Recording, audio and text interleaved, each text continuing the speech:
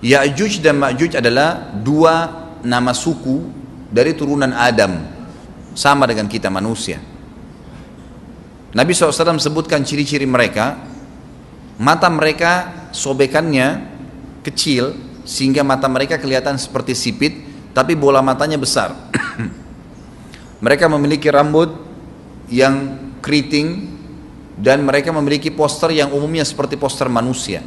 Hanya saja mereka ini memang menjadi fitnah, tanda-tanda hari kiamat.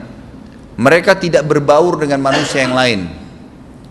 Salah seorang di antara mereka tahu kalau dia akan mati kalau sudah memiliki anak 1000. Tidak ada pengikutnya dari manusia biasa. Pada saat saya pelajari tentang Ya'juj Ma'juj ini tingkat 3 kuliah, kurang lebih waktu itu tahun 96, 97, dosen saya membuka kitabnya membahas masalahnya. Saya sempat tanya sendiri, saya bilang, Syekh, jumlahnya Ya'juj Ma'juj itu berapa banyak? Dia bilang tidak terhitung jumlahnya, karena ada hadis yang berbunyi mereka akan mendatangi sebuah sungai, kalau tidak salah namanya sungai Tibria.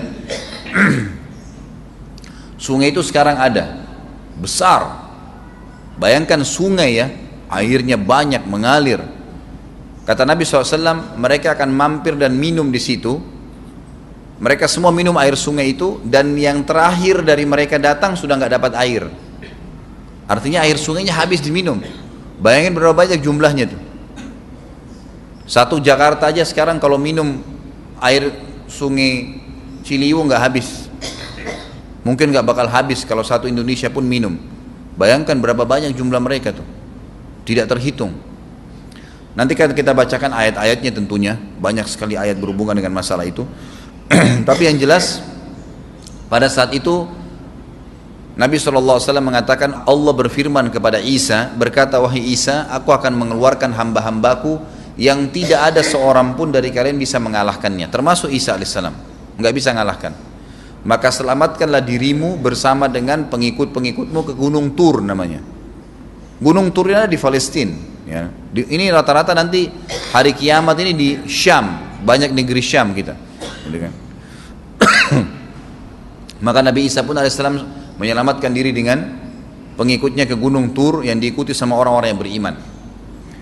Lalu tentu yang bisa ikut yang terjangkau pada saat itu, karena dunia sangat luas. Maka yang tidak sempat ikut dengan Nabi Isa alaihissalam, mereka dibunuh oleh Ya'juj Ma'juj. Allah subhanahu wa ta'ala memberikan ciri khas mereka, artinya cirinya mereka ini, mereka dihimpit di sebuah gunung. Di surah Al-Kahfi dijelaskan oleh Dzulkarnain.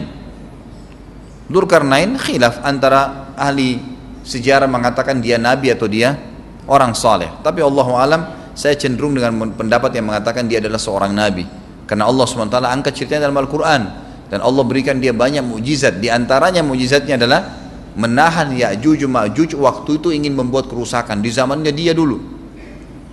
Jadi memang Ya'juj Ma'juj ini ciri khasnya, kata Nabi SAW, mereka memakan apa saja, batu, kalau hewan-hewan itu kalah jengking sama ular, binatang-binatang buas, harimau, mereka makan semua.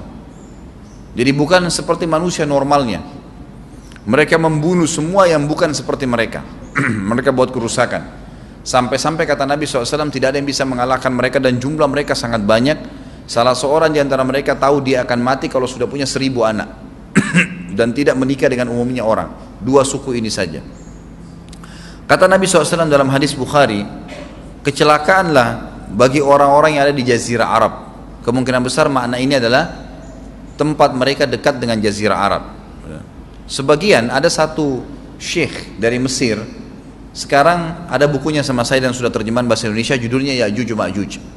Kalau Bapak Ibu mau beli bisa, ada judulnya Ya'juj Ma'juj, tapi saya lupa penerbitnya apa. Itu agak tebal, harganya mungkin sekitar 85.000 atau 100 ribuan lah maksimal. Itu khusus, dan beliau adakan penelitian, saya baca dan memang sangat konkret dan ilmiah. Beliau mendatangkan fakta kalau tempat Ya'juj Ma'juj yang disebutkan dalam Al-Quran itu ada di Cina, tembok Cina. Jadi seperti yang disebutkan dalam Al-Quran, 2 gunung yang disatukan, di antara celah gunung itu ditaruh tembaga-tembaga.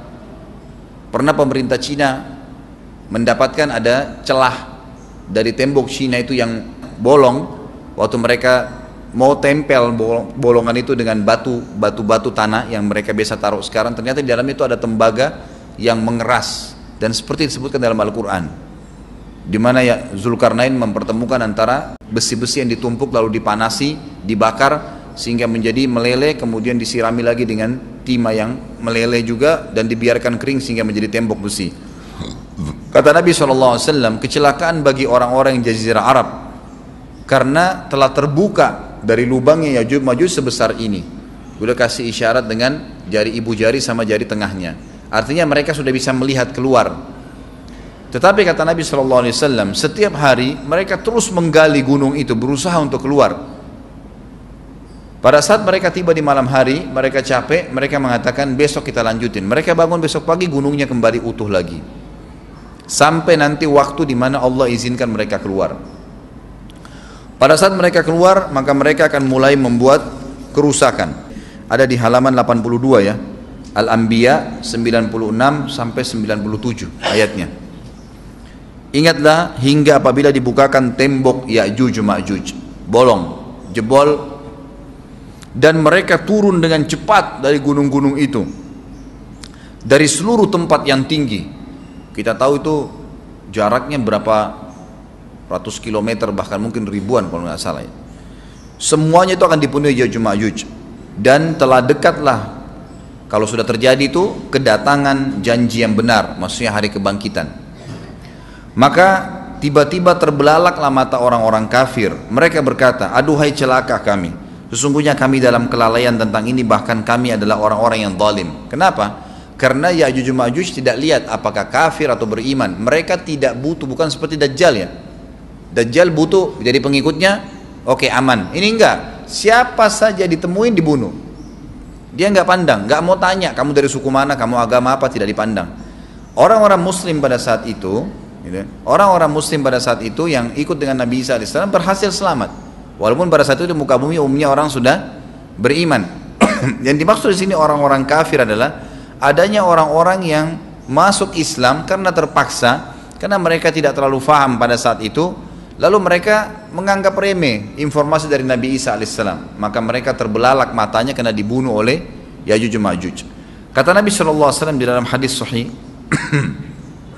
riwayat Imam Bukhari, bahwasanya Ya'juj Ma'juj akan membunuh siapapun yang mereka temui. Bahkan pada saat mereka sudah merasa menguasai bumi, mereka melepaskan anak-anak panah mereka ke langit, lalu Allah menurunkan anak-anak panah mereka sebagai fitnah dipenuhi dengan darah. Maka mereka berkata, kami telah membunuh semua yang ada di bumi dan semua yang ada di langit. Maka sebagai penutup dalam bahasan itu, kata Nabi SAW, Allah lalu mengizinkan Isa untuk berdoa kepada Allah agar memusnahkan mereka. Maka Isa AS pun akhirnya berdoa, meminta kepada Allah Subhanahu wa Ta'ala agar mereka semua dimusnahkan. Maka pada saat itu pun Allah Subhanahu wa Ta'ala menurunkan kepada mereka hama. Sebagian hadis menyebutkan serangga kecil seperti cacing, banyak sekali yang menimpa tubuh-tubuh mereka. Setiap orang satu, dan itu membuat mereka mati. Membuat mereka mati, dan mereka mati seketika semuanya. Jadi secara bersamaan semuanya meninggal. Allahu a'lam waktu itu berapa ratus juta jumlah orang Ya'juj Ma'juj pada saat itu, tapi semuanya akan mati. Dan seluruh muka bumi dipenuhi dengan jasad mereka. Setelah itu Nabi Isa AS pun berdoa kepada Allah Subhanahu wa Ta'ala agar menghilangkan jasad-jasad mereka yang baunya sudah luar biasa waktu saat itu disebutkan dalam hadis.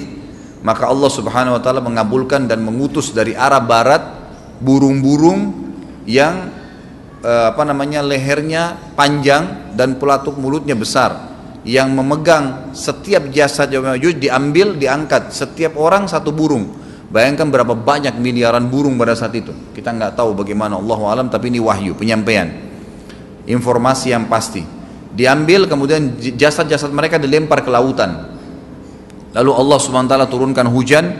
Pada saat turun hujan, maka hujan tersebut membersihkan semua bekas-bekas mereka, kotoran mereka, darahnya segala bersih. Maka bumi kembali subur lagi.